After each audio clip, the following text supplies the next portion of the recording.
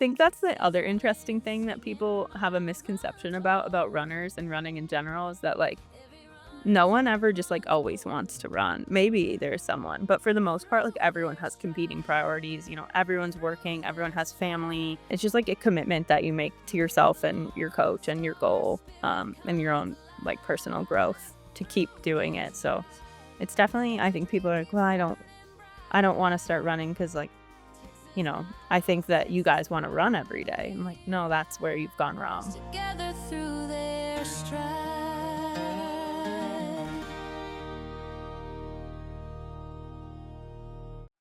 You're listening to Through Their Stride, a Texas born podcast sharing the stories of runners from here at home and far beyond.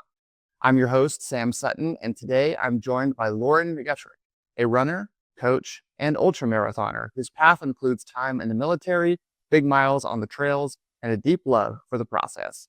From 25 to 30-mile training days to helping athletes find their own potential, Lauren brings a mindset shaped by discipline, resilience, and genuine joy for the sport.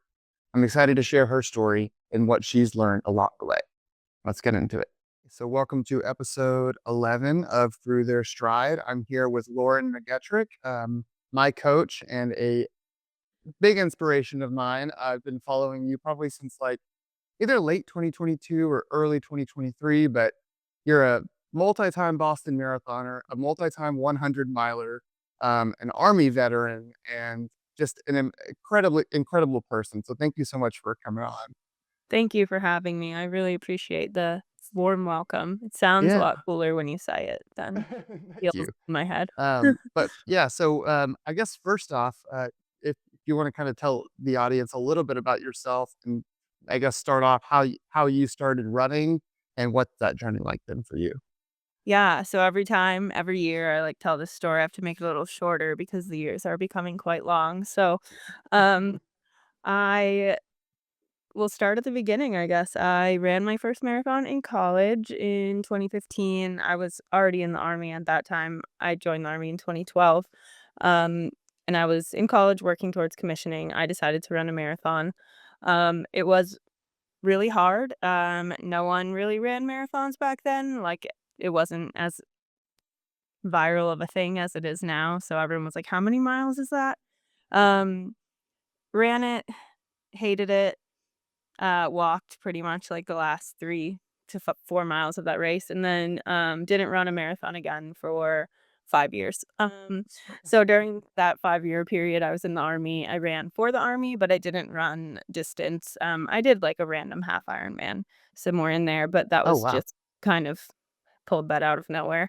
Didn't really did that. Still didn't really love running, because in the Army, you run really fast all the time, so I just thought, like, that's what running was supposed to be. Fast forward, I got out of the active duty Army, and I went to nursing school.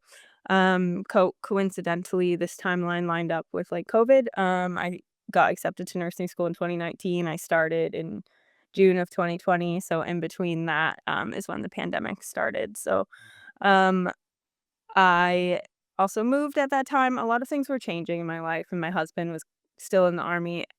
My gym closed, and I just kind of, like, needed something to do, so I started running because you could be outside and run, um, and, no one could stop you from doing that, so I did, um I s had moved, so I joined, like, some running groups, and I made a lot of friends that way, and during COVID, we decided to, like, do an unofficial marathon together since there was no races happening. So, in October-ish of 2020, I ran a self-supported marathon. I signed up for another marathon, that one got canceled, so I ran a second self-supported marathon to make my 3rd, and it's kind of, all been running since then. Those marathons were tough, I won't lie. Running a marathon by yourself, is kind of, not that fun of an experience, but racing opened back up. I decided to get a coach. I took, like, 45 minutes off my marathon time. Interestingly enough, that coach ghosted me, and I got my current Oh coach, no. who who I've had for, like, 2 or 3 years now. We decided I could BQ. I didn't think so, but he did. A tale as old as time. No one ever thinks that they can do it. That's why you have a coach. So I set my sights on that. I ran a Boston qualifying time. Then I decided that wasn't long enough, so I started running ultramarathons. I ran a 100-mile marathon, ultramarathon, and then I've kind of repeated that cycle ever since. I've run, I think, 15 marathons now and maybe like 10 or 12 ultras, 2 of them being the 100-mile distance. And then right after my first Boston, I think I started officially coaching. I had been giving running advice on and off, but I decided to get certified. I took a few different courses and then, yeah, in April of 2023, I believe I started coaching. Okay. And here I So am. I gotta go back to the coach ghosting you story. I didn't know about that. That's crazy.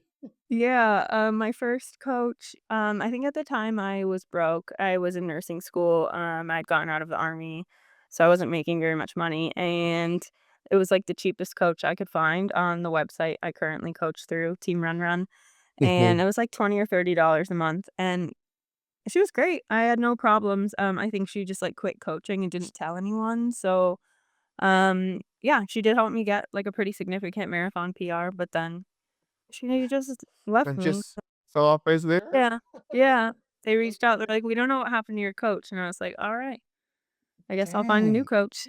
Okay, well, that's crazy, but I'm glad that you Yeah. found a new coach and now you're a 3:18 marathoner, so Yeah, that's yeah. yeah. Hopefully So faster soon, yeah. yeah, so you're going for sub 3 now, is that correct, in Y Houston?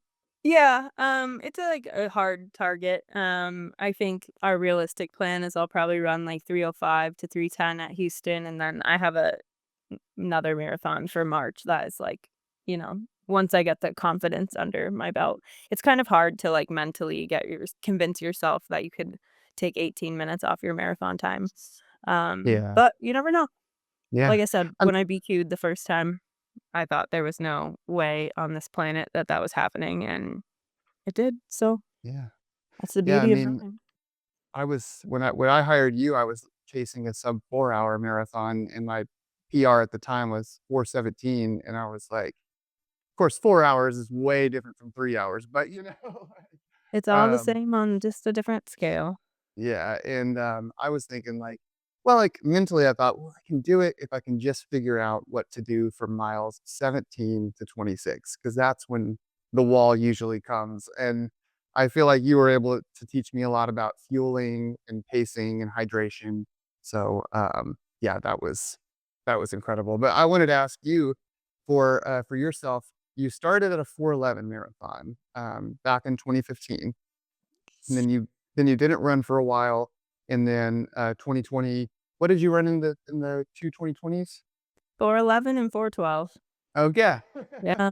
So but you made big strides and big gains from there all the way down to 3:18, so what, in your mind, were some key changes that you made to your running, journey and training, and what kinda helped you?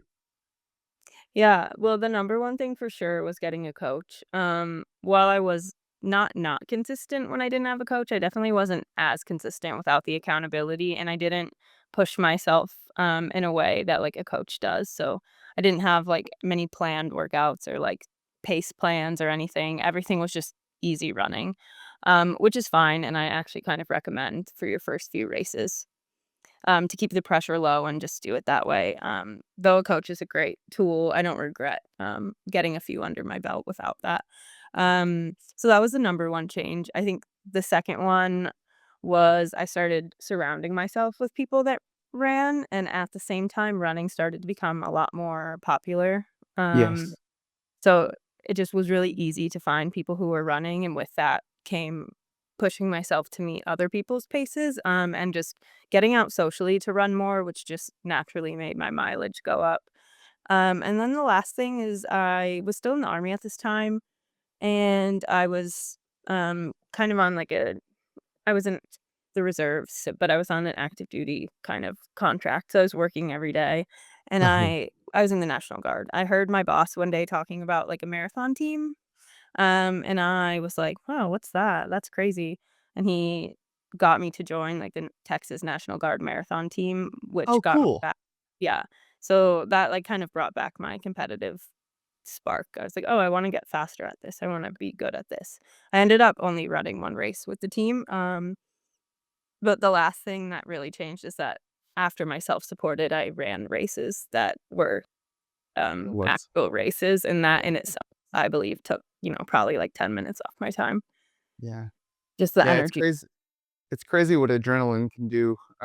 Just that race adrenaline can take it from a whole nother level. But also what you said about you surrounding yourself with people. And now, I mean, 2020 plus, I feel like running just like really skyrocketed. And I feel very fortunate to like have lived to that time of where running just became like this big boom again. I feel like in the 70s it was a big boom, and then somewhere in the 90s, and then now here we are again. So that's Yeah, pretty and incredible. social media has definitely played, like, a really big part, so it's been cool to watch that Yeah, happen. pros and cons.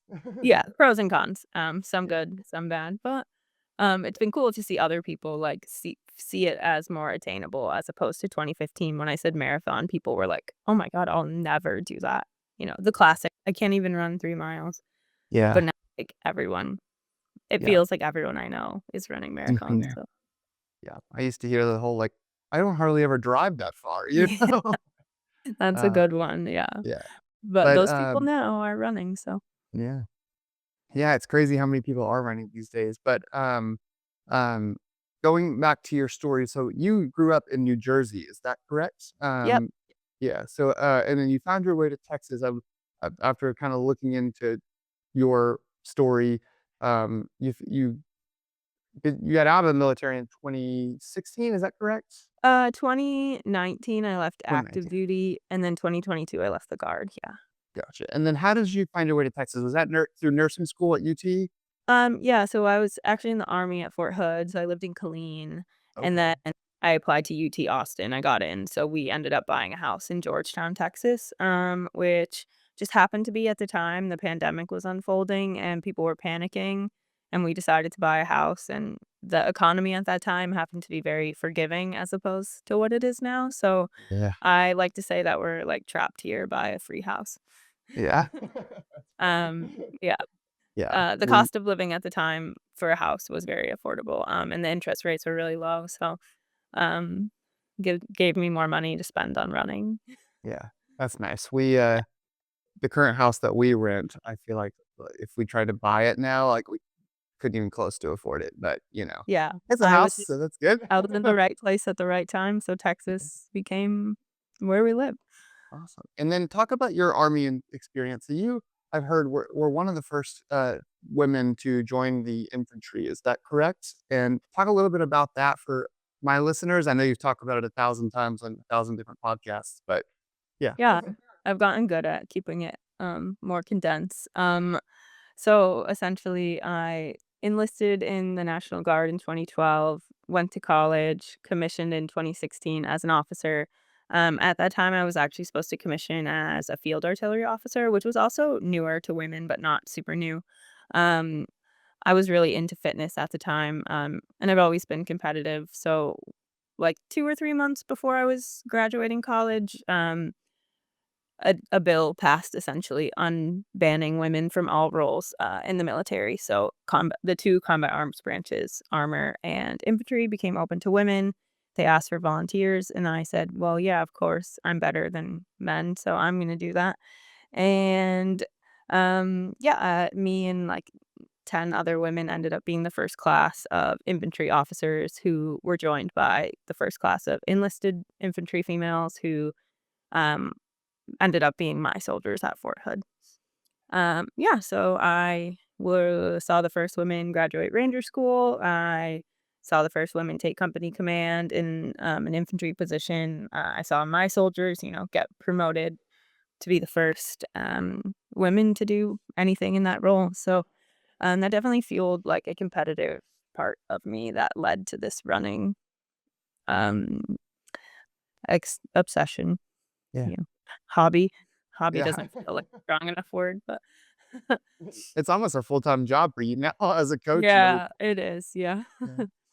Just Well, that's awesome. And then, um, did you ever get to serve like overseas in active duty? I think I saw that you did, but how, did you ever get to serve? Yeah. Yeah, so I didn't deploy. I kind of missed the height of OIF, OEF, which I'm not sad about. But Yeah. I did get to spend about a year in Europe, in Poland and Germany. Oh, cool. So cool. Yeah. Yeah, Yeah. not a bad experience. Not Hmm. good for running. I will probably was the worst runner, the worst at running I'd ever been in my life during that time. So Yeah. Cool. Well, I've seen you open up a little bit about just a lot of the negative comments that you had gotten, and a lot of women had gotten at that time from joining the military. And I think it's a lot different these days. At least I hope it is. But how did you kind of overcome that? What was that like for you originally? And you had opened up a little bit sometimes about mental health and how you've been able to get some better coping mechanisms with that. So can you share a little bit about that story? yeah, for sure. So being change is hard for everyone. Social change I feel like is extra hard, especially in the military. But it's been done many times. There's been, many integrations of different people and acceptances of, don't ask, don't tell was repealed. That was opposed at first, and now no one thinks anything of it.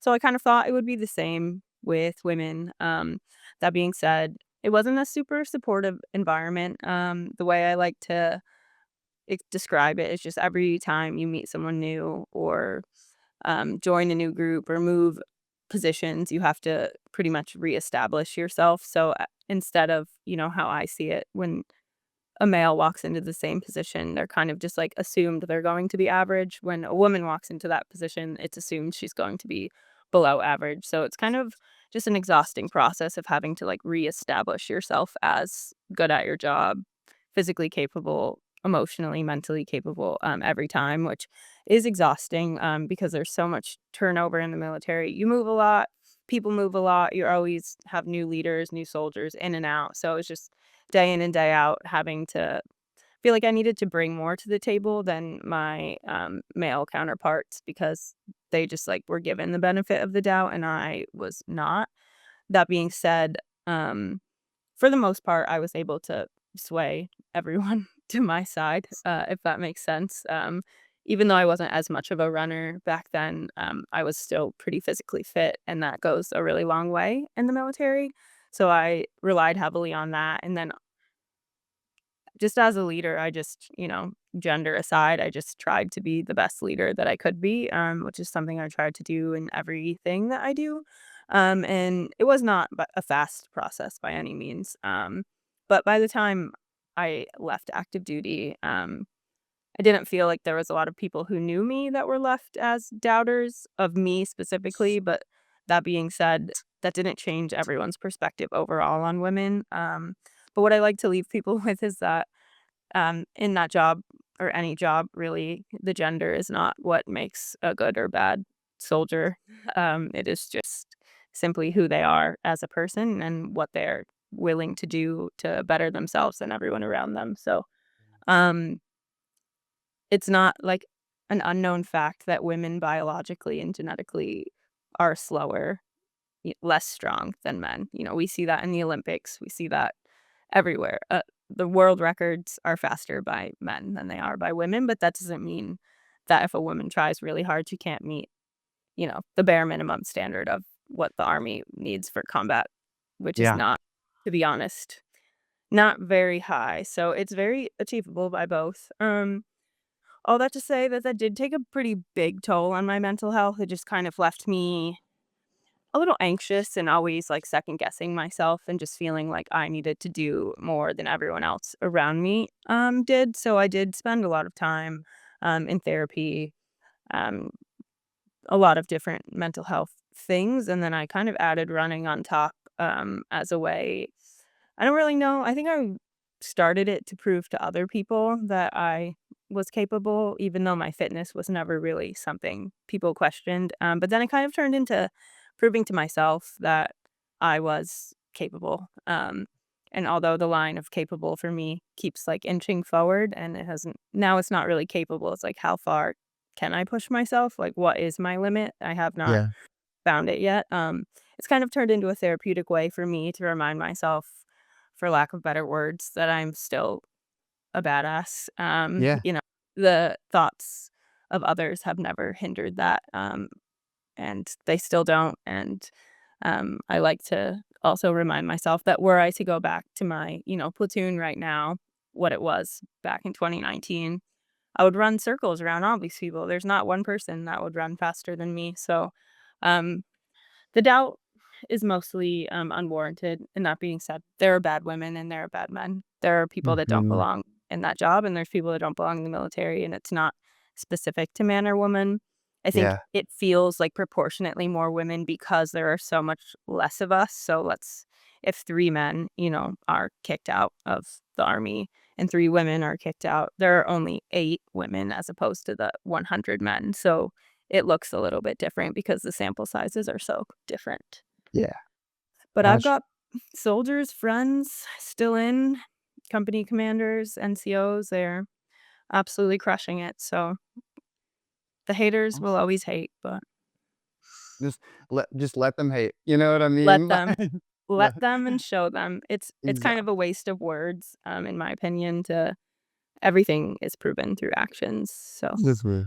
that's like tenfold for women who are in my position. Yeah. By the way, if you hear or see my cat running around over here, it's because she's freaking out ever since I got home because I was Oh, gone for a week. So, she but misses you. yeah, she misses me. She also can't meow. All she does is beep, so it'll just sound like a slight. But So yeah, cute. but she's right there if you want to see her. Hi. Oh, she's so tiny. But She's a little girl.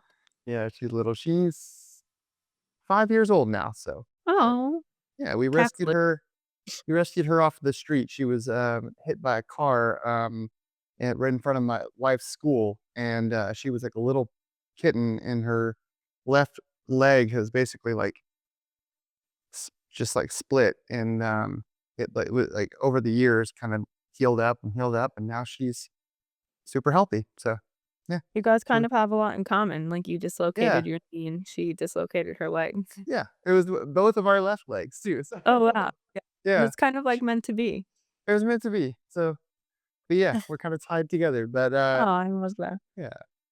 So, you went from army, military, which is a hard job, and then you went to another really hard job in nursing right in COVID. So that was a pretty, seems like a pretty hectic transition. How was that transition? And what made you want to become a nurse?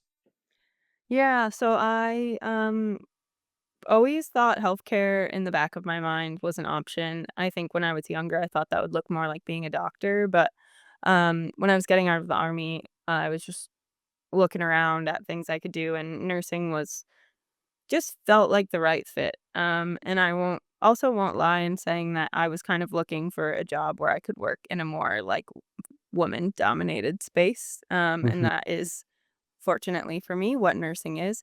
Yeah. So it just felt like the right fit. And I've always been someone who wants a challenge, and I knew that nursing can be a hard job, and there's also, like, a lot of routes that you can go with it. So at the time, I thought maybe I'd become, like, a nurse practitioner or provider or something, but I would just start, as a nurse and see how that went. So I ended up getting into a really, quick program at UT.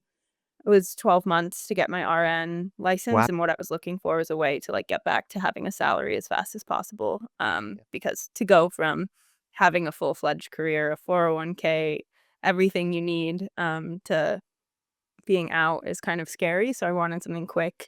So I did a 12-month program at UT that transitioned into my master's, was all in one. So that was cool. I spent 12 months becoming a nurse, and then got a job where I currently work, at Baylor Scott& and White, um, in the height of what we'll call the Delta wave of COVID.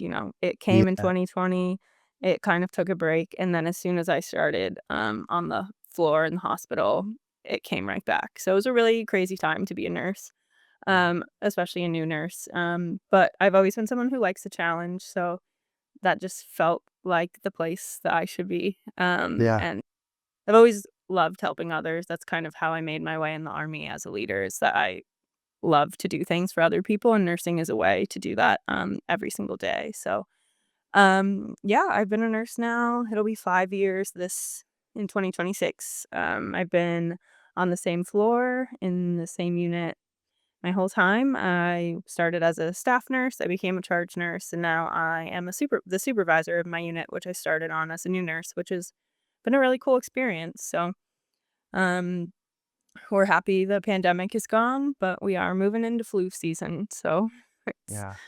time Yeah. to buckle up. Yeah. I mean, and flu season can be sometimes as rough as like COVID with tons of people coming in and getting sick. So I mean, maybe not as rough, but pretty bad. Yeah. It's just less unknown than anything was at that time, but yeah, Mm. still, this is the sickest time of year by far. Yeah. Um, And I remember one time you were a night nurse. Are you still a night nurse or yeah, I feel like yeah. that's running's not really how I made my small way on Instagram. It was by being a night shift nurse who runs. So yeah, I did my first 3 years of nursing on nights. Didn't move to I still don't technically work day shift, so I'm a supervisor, so I see both shifts. So I work 11 to 9 during the week, 4 days a week.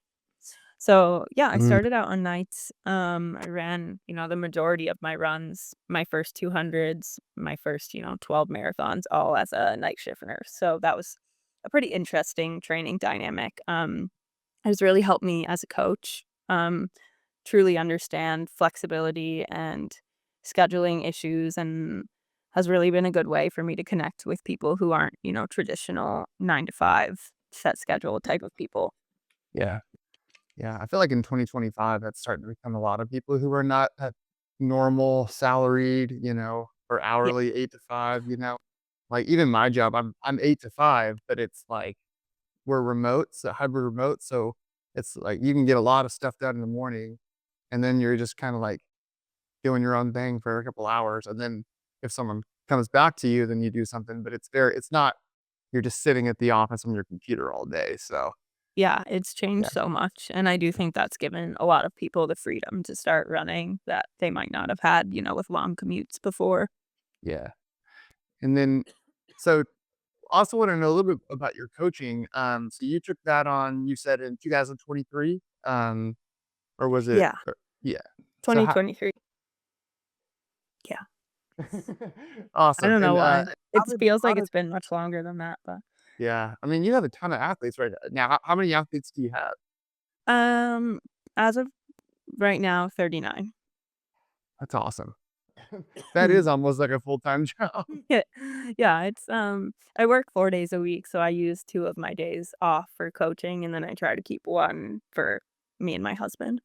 Yeah. But Huh. sometimes I have the flexibility to make that, a little different if I need it to be. Yeah.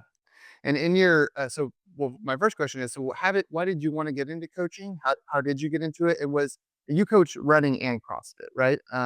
So how did you get into that? And was it running first or CrossFit first? They actually happen both really at the same Oh, time. I think I got my level 1 in CrossFit and I started run coaching like within the same few months of each other. Um, but I also, as I have a special like niche for people with untraditional schedules, I have a niche for people who want to do both things and can't find the person that supports that. So for me, it was like my running I love them all, don't get me wrong, but my running coach is very much just a running coach, and my CrossFit coaches are very much just CrossFit coaches, and neither of them really understand the overlap between the sports and how to navigate that, oh wow. um, other than being like, "You should run less," or "You should do less CrossFit," which I get it. They kind of do work against each other at some times, depending on what your goals are, but I wanted a coach that did both, and I just, for the life of me, could not find one. Um, so I was like, "Well, why don't I become that person?" So, I don't coach CrossFit in person. I do have my level 2. It just doesn't really fit into my schedule, to add that commitment, but, I got my level 2 to have, like, the background in programming and, the ability to coach if one day that opportunity seemed to fit, but, I about half of my athletes are like strength and running, and then the other half are just running. So I offer both, depending on what that person is interested in. Some people do CrossFit, and other people I just program like traditional, I call it, like bro strength. Yeah. Awesome. Yeah. I follow a couple of your athletes on Instagram, some who had followed me and then some who I just thought had interesting stories. But you've really taken some people, like given a whole lot of confidence to some people, and they've smashed PRs. And I think that just like watching that and knowing like you're the one who's doing that is just really incredible. But uh, for you, when you see people, smashing those goals and getting fitter and doing what they personally have set out to do, how fulfilling is that to you in that space? And what does that give you as a coach? Yeah, it's honestly more fulfilling to see other people do it than it is to do it myself. But at the end of the day, I also fully acknowledge that it's like 15% what I've done and 99%, what they're willing to put in. Because not everyone is willing to follow what you ask them to do or do Okay. anything at all. So, it is really exciting. I love it. The downside is that I feel like I take other people's, what we'll call losses when they don't hit a goal, just as hard as they do. Race day for me is for them is stressful and it's stressful for me too because it does feel sometimes, like a failure on your part if someone doesn't hit the goal that they were hoping for, even though I'd like to blanket statement that's like an unrealistic thought for any coach, or Woohoo. any athlete to blame, their coach for an outcome because we've all I s- like I'm more proud of the work that goes into a training block than I am, the outcome of race day. I'd rather see someone have an amazing race block where they're very consistent and they do everything and they grow through that process and then have, like, an average race than see someone who limps their way through a training block, skips half of the things, and then just gets lucky on race day, just has a really good day. Um, Yeah. so I like to let people know that the growth and the victories are in the training block. Race day is a snapshot in time of, 4 to 6 months of hard work, and we've all woken up for a run and just not felt it, and, sometimes that happens on race day. Sometimes it's hot, sometimes it's pouring rain, sometimes you get injured towards the end of your block and you just do your best, and that, outcome shouldn't dictate how you feel about yourself and all of the work that you've done because I've had many of those races myself, Yeah. and that's the beauty of racing. Yes, it is. Beauty and tragedy Yeah, it is. sometimes. Yes. Yeah, well, you said earlier that you said it's only 15% you for race day, but I gotta say, I mean, like, with my recent race, my marathon in July, I would say that's more like 50% you, right, at least, because I was like I had been self-coaching myself before hiring you, and I felt like I wasn't totally doing speed work right. I felt like I wasn't totally doing long runs correctly, and, so a lot of the stuff that you prescribed, I was like, "This is, like, really hard," but it really does, I can see myself getting fitter week by week, and, I mean, seriously, when I got to that marathon, I was like, "I'm not even that nervous because I was like, "I just have done this." I feel like I've done it 16 weeks in a row.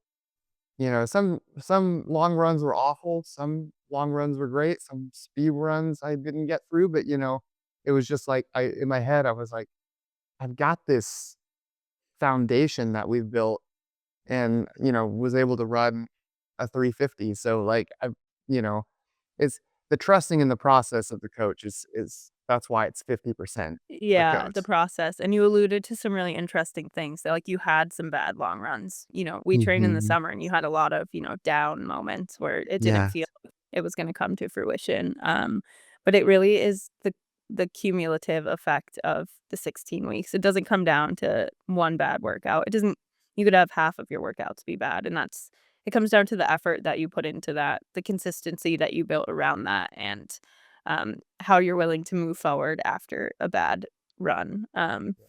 people, I feel like, get really down on themselves when they have a bad day in their training block, but when you're looking at a 4-month period, it's just unrealistic to think that all of those days are gonna be good. Yeah. You're gonna be tired, and that's why there's a taper. And Yeah. you won't ever really see the fitness until race day, which is, like, the hard part to trust. I'm sure on your last long run, you weren't like, "God, I just feel like I could run 8:45 pace forever." Uh, Yeah. No. no one feels that way? Yeah.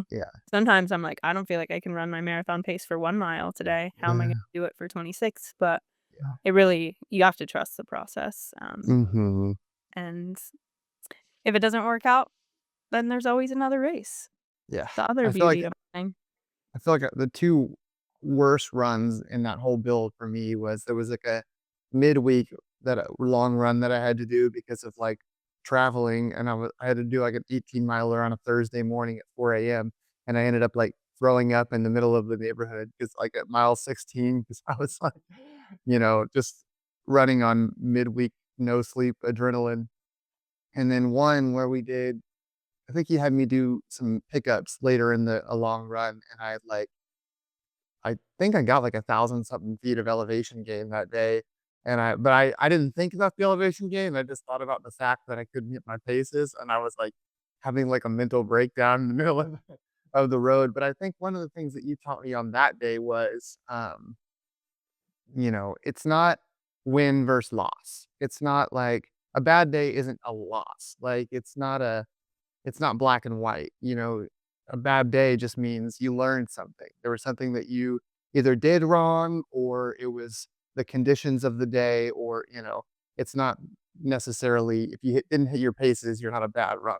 And I always appreciated that because you start to have more of an open mind as a runner, as someone who's in training. Yeah, you still grow on your worst days. I would argue maybe you grow the most on the runs that beat you down the most as opposed to the ones that you breeze through. Because race day's not gonna be a breeze. We're training to Never. be to run tired, so it's Yeah. okay. Everyone has bad days, and I still have to be talked off a ledge by my coach from time to time. There's no way. I can't do it. You're not seeing the bigger picture, and, like, you're right. Yeah. I'm not. And that is the other interesting thing about coaching is that I could easily program for myself and anyone can get a training plan off of the internet. And nowadays you can pay any AI service to make your training plan for you. But Yeah. to me, coaching, like anyone can program. You could run one marathon block and pick up on like how to program. It might not be like as precise if we're looking at the nitty gritties, but anyone could do it and like get through it. What you're getting when you're coaching and what I get from coaching is, like, the relationship with that person and Yes. trying to figure out what makes them tick, what I need to give them, what workouts I need to give them to build confidence what I need to take away to not crush their confidence, and then what words of affirmation do they need, and that looks so different for everyone. All 40 of my athletes are completely different. No Yeah. one is the same. So that is That's really awesome. like that's what you're getting when you get a coach. You're not getting a training program. So that is why I specifically don't write just training programs. I coach, but when someone asks me if I'll just like write them a 12-week program, you can get that for free on the internet. And Yes. that to me, it's missing the key part that I am interested in. 'Cause it's Yeah. not the programming that makes me happy, it's the people that I work with and watching Yeah. them win. Yeah.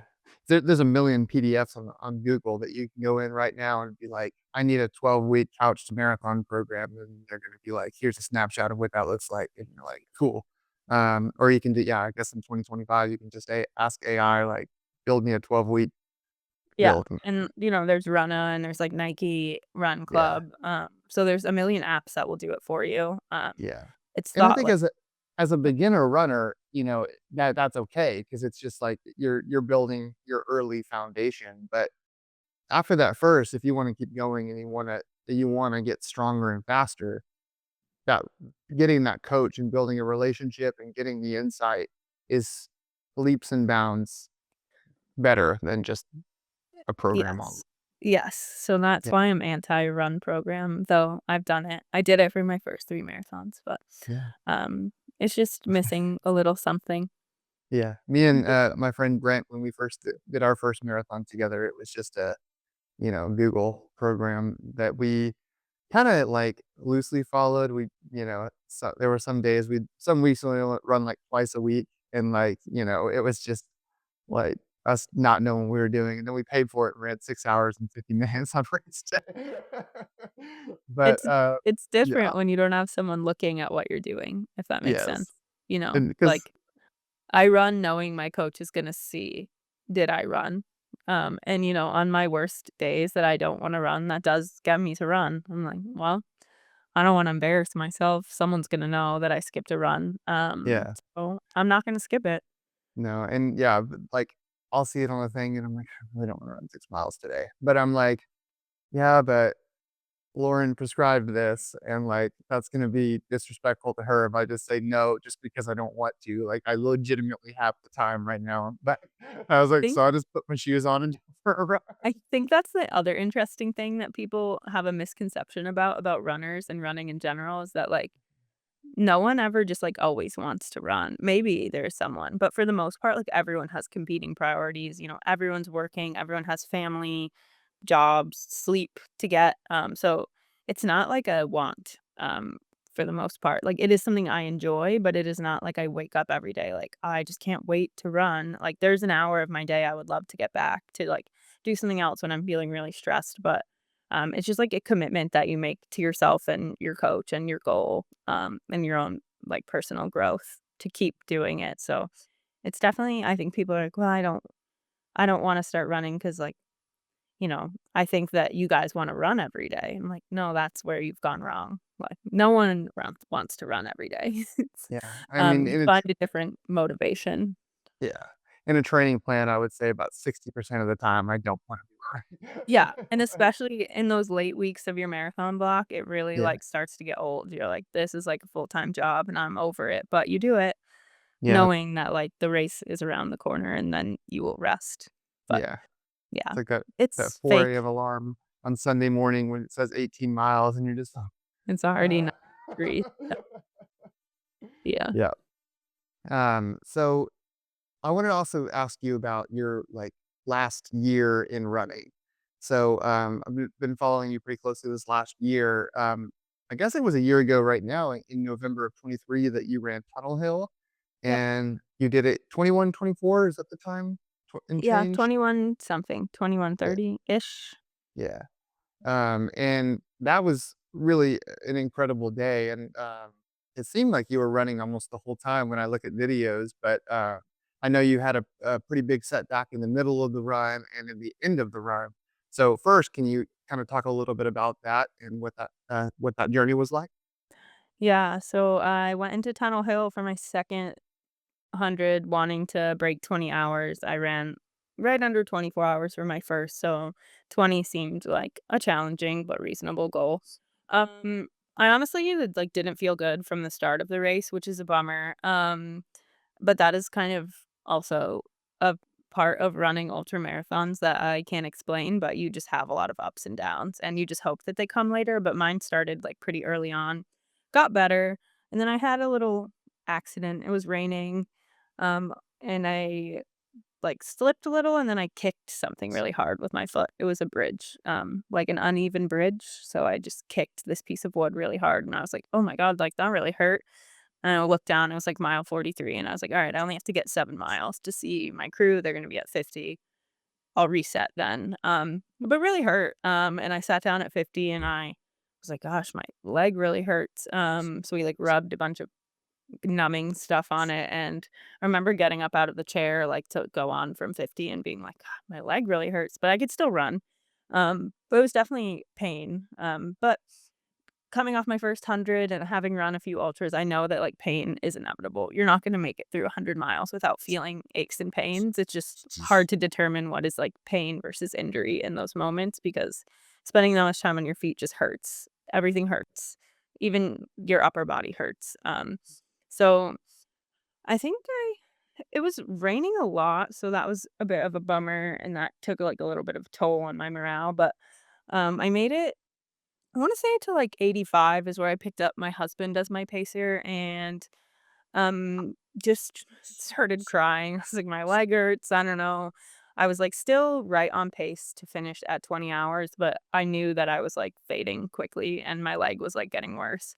So we kind of limped and ran walk through that next section, and I picked up my last pacer at, like, 90 or 91, um, and he was like, "Okay, if we hold this pace for, like, the next 10 miles, like, you can still break 20," and I was mentally like, "There's no way," but I was like, "Okay, I'm gonna try," and I just ended up there I couldn't run anymore. I would try to run for, like, 3 steps, and I would just kind of give up. It just wasn't happening, and I can Yeah. run through some pain, but that was just not it. So, we ended up Excruciating. walking.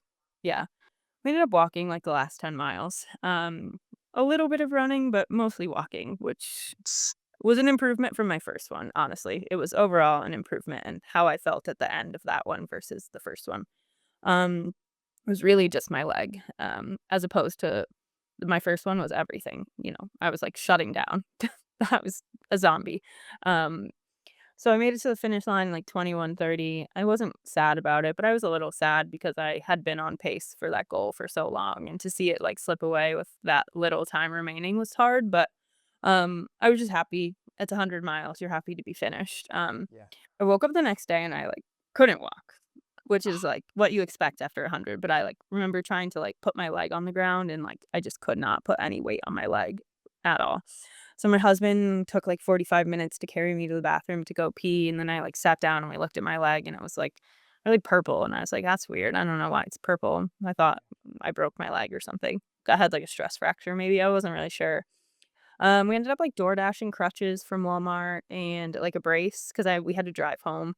We were driving home from Kentucky, which is, like, 12 hours, and it was just getting worse and worse, and I was texting my boss, who's a nurse, obviously, and she's like, "You need to go to the ER," and I was like, "I don't wanna go to the ER, I wanna go Yeah. home." Anyways, I was like, "Fine, I'll go to the ER, I just want an X-ray to make sure my leg's not broken, and maybe they can, like, put a cast on it if it is." Mhm. Um, but then it wasn't broken, but I did have rhabdo and compartment syndrome, so, I ended up earning myself, like, a 2-night, 3-day stay in the hospital that I work at. I had Oh, that interestingly one that you work out. Okay.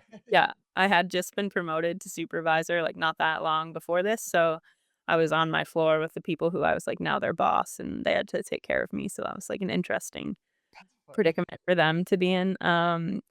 But yeah, I spent some days in the hospital. I couldn't run for, like, a good month. I had, some tears in, the anterior compartment of my lower leg, right around, Jeez. like, my tibia. Um, so yeah, I couldn't run for, like, a month, was really upset because I was scheduled to run Boston in 2025 this year, Mhm. and I just, like we just didn't know, like, if that was gonna happen. I think I started running again in, like, December, late December into the new year, and since I could run, we were like, "Alright, we can do Boston, like, we can make it." And I made that, like, my only goal to stay healthy enough to run Boston. It's kind of tough because, you wanna see yourself progress time-wise, and I kind of knew during that training block, like, it just wasn't happening.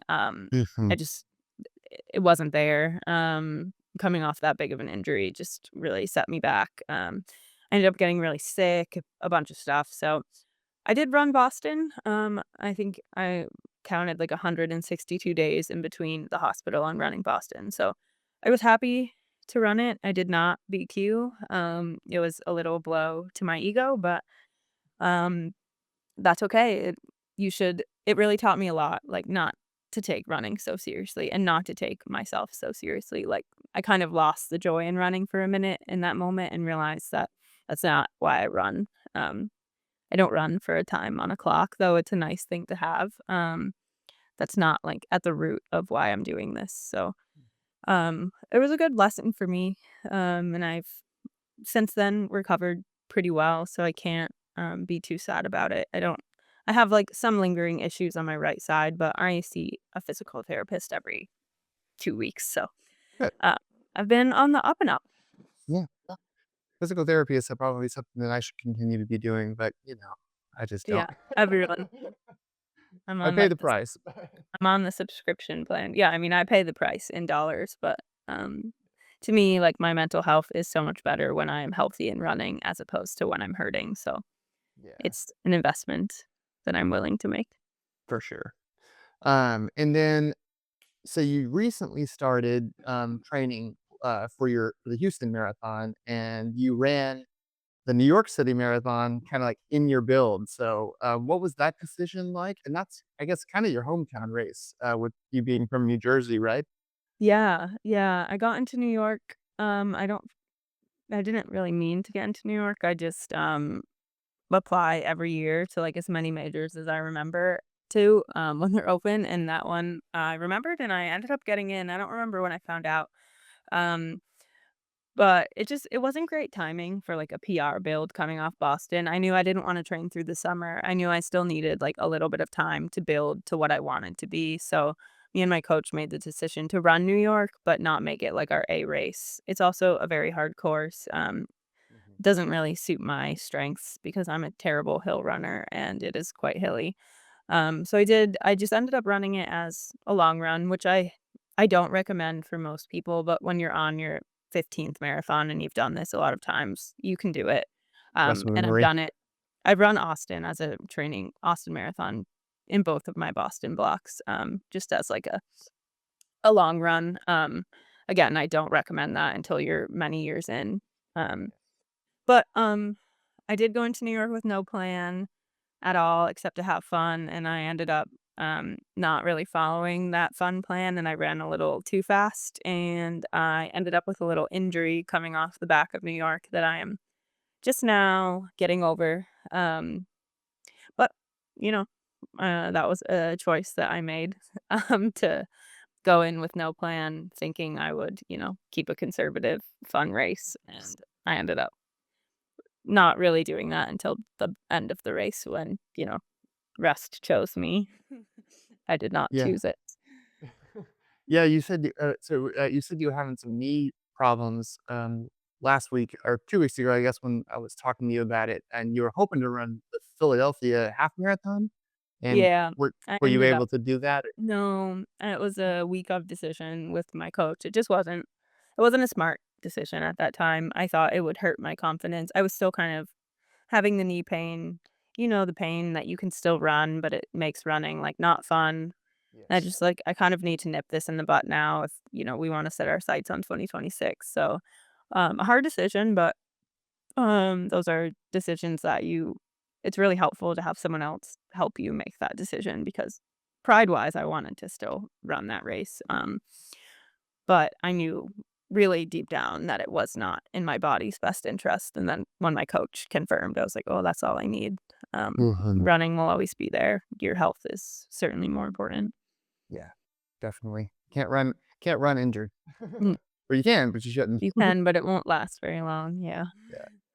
So, going into 2026, so you're looking at Houston in January, which is actually, where my mom ran her first marathon, and it was actually the one that, well, sort of. In the '90s, they had, the Olympic trials there, and, that's where she, like, got the bug to run marathons because she watched it and, like, because she was living in Houston at the time and was like, "This is awesome." So that's how she got into marathoning, and she said it's one of her favorite courses to run because it's fast and flat, and the whole city comes out to cheer. So, have you done Houston before, or, is this your first time?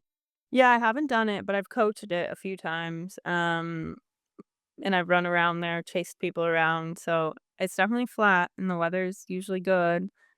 So those were the things I was really looking for was a flat course and good weather, and, um, I think I have always skipped Houston because Austin is right here, and they're kind of in the same time frame, but truthfully, like, if you live in Texas, Houston is a great race to run because the time of year that you're training is, like, finally tolerable. So, that has been, like, a fun thing for me. I've never trained for a marathon in, like, good weather. It's Yeah. always been kinda hot. So this has been kind of nice to, be getting towards the end of the block and the weather going in the right direction. Yeah. So, you don't like training in the 100%, humidity and I like it better for ultras than I do for marathons. I just think it's really hard mentally to convince yourself that it's okay to be slower in the heat. even though like scientifically like we can back that up with evidence, it's Yeah. still hard mentally to see yourself running slower than you want to be running. So um while it's doable and you did it, and many people have done it, it's not as fun. It's a little Yeah. demoralizing, like you said, to wake up at 4 a.m. on a Saturday for your long run and it's already like 85 degrees. Yeah. Yeah. My brother, he hasn't run a marathon yet, but he wants to do one someday. And last spring, he was like, I'm gonna train for and I'm gonna run the beach to bay marathon, but I'm gonna do it solo by myself. And I was like, that's like late May on the Corpus Christi beach where it's gonna be high humidity and like 90 degrees at the end. And he was like, it's fine. I'm like, it's not fine. No. Just suffer it up. Yeah, it sounds Needless to say, fun. he didn't do it. That's good. Yeah, Yeah, that's a terrible timed race. yeah. They do it as a relay, so, like, Okay. typically, you'd run a half or maybe you'd run a 10K and somebody else would pick up the other Oh, that's pieces, much but better. Yeah. you can do it as a solo, but I think last year I was, like, looking at the times, just, like, curious what the solo runners were, and I think, like, the 1st place solo winner was, like, 3 hours and 40 something minutes, and I was like, "I'm sure that guy's a sub 3-hour marathoner, but he comes Yeah. out and tries to do this, he's, like, Yeah. dying up." That May in Texas is a terrible time to race, especially down towards the coast. Mhm. Oof. Yeah, I remember you gave me my lower paces last summer, and I was like, "Oh, it's like a downgrade. It's like a demotion," but it's not. It's just the smart Yeah. brainy It is stuff. hard every summer to talk people off a ledge, including Yeah, myself. You do have to run slower to let your body like stay alive in the heat. Um, I mean, it's science. There's a perfect temperature that world records are broken in, and it's not 90 degrees. no. In fact, every degree after a certain degree, you lose like a percentage of your pace. So it is really dramatic. Mhm. So it's not as like small of a thing as people think. Yeah. But you did a good job of you showed me, like, a chart back last year that shows, like, the dew point and the temperature and, like, how it's supposed to, like, line up with your zone 2 pace, and I thought that was super interesting because that really does kinda give you the scientific look of, like, you're not unfit, you're just hot, like, Yeah. you know? You're And hot, and then you add the humidity, and it's even worse. yeah. Um, yeah, so there is, You're not I do unfit, you're just dehydrated. I send that to everyone every summer just as like a, "Hey, if you thought you're supposed to be running an 8-minute pace, but it's 80 degrees with a 70 dew point, you probably need to be adding 30 seconds a mile to your pace," which is a lot, and Yeah. it doesn't feel good when, have your sights set on race pace of X, and now you're running race pace of X plus 25 seconds, but it works. It's Yeah. doable. It's just Yeah, for sure. mentally, doesn't feel good, and it just no matter how slow you run when it's that hot, it's a slog. Yeah, it's a slot. I mean, it's Yeah, not you don't wanna you be need out to there. have yeah. But so, yeah, looking into 2026, what's on your radar other than Houston? Do you have any other races kinda planned out? And are you looking to do a 100 miler ever again? Or I am running another marathon in March 28th, I think. It's, called the McCurdy Breaking 3 Marathon, so oh, it's like a micro marathon, set up specifically for people trying to break 3, so it's a very controlled course, there's a tangent line, there's no elevation, it's typically good weather. Um, they do bottles like they do for elites, so it's really, like, targeting the market of people who are in that 3-ish hour range who wanna go sub 3. So that is, like, my real A race. Really just wanna stay healthy enough to get to that, and take my best attempt at breaking 3.